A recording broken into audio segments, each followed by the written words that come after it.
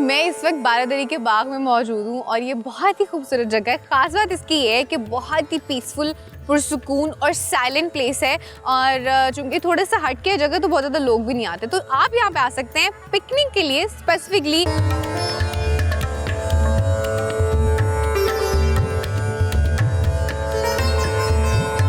कामरान की बारादरी में मौजूद हूँ और इसको बारादरी इसलिए कहा जाता है क्योंकि इसके 12 दरवाजे हैं। और इसको कामरान की बारादरी इसलिए कहा जाता है क्योंकि इसको कामरान मिर्ज़ा ने 1540 में तामीर कराया, जो कि पहले मुग़ल बादशाह बाबर के बेटे थे और दूसरे मुग़ल बादशाह हुमायूं के भाई थे।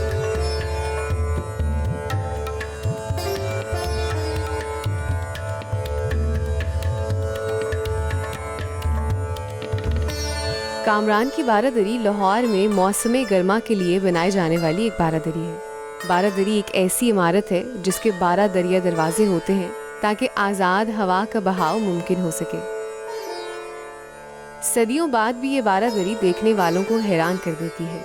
और ये बारादरी वसीओ अरीज़ बाग का हिस्सा है और इस बाग में शेरो सुखन की कई महफिलें और ज़ियाफ़तें मुनक्कद होती थीं।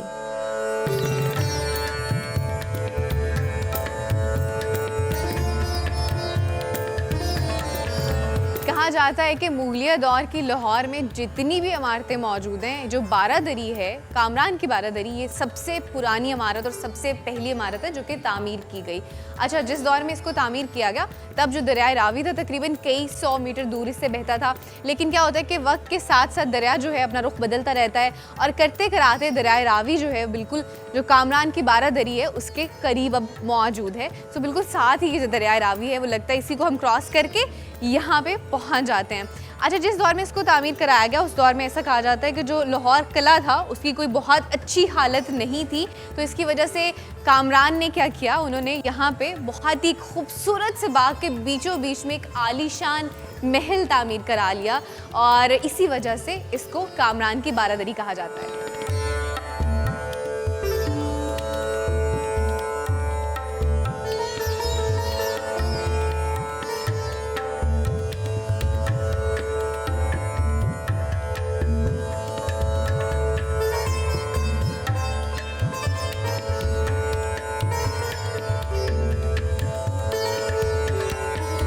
मुगलिया दौर में इस बारादरी को रॉयल मीटिंग्स के लिए इस्तेमाल किया जाता था और उसके बाद फिर ब्रिटिश इरा आ गया और ब्रिटिश इरा में इस बिल्डिंग को टोल हाउस के तौर पे इस्तेमाल किया जाता था और यहाँ से जितनी भी कश्तियाँ गुजरती थी उनसे टोल टैक्स जो है वो कलेक्ट किया जाता था। उसके बाद और भी बहुत सारे बादशाह आए और उन बादशाहों ने इस जगह को बेसिकली राहत कदा के तौर पर इस्तेमाल किया। और उसके बाद क्या हुआ कि इस पर कोई काम नहीं किया गया किसी तरह कभी, और इसकी जो अभी की हालत है वो आपके सामने है।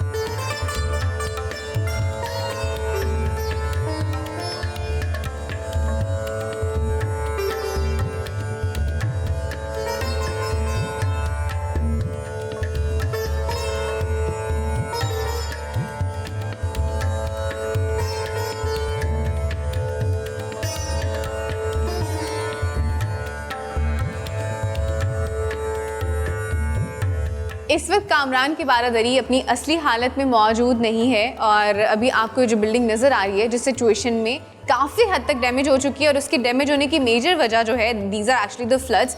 और ख़ास तौर पे जो 1850 में फ्लड्स आए उनकी वजह से बहुत ज़्यादा डैमेज हुई और उसके बाद 1958 में जो फ्लड आया उसकी वजह से भी बिल्डिंग काफ़ी हद तक डैमेज हुई है।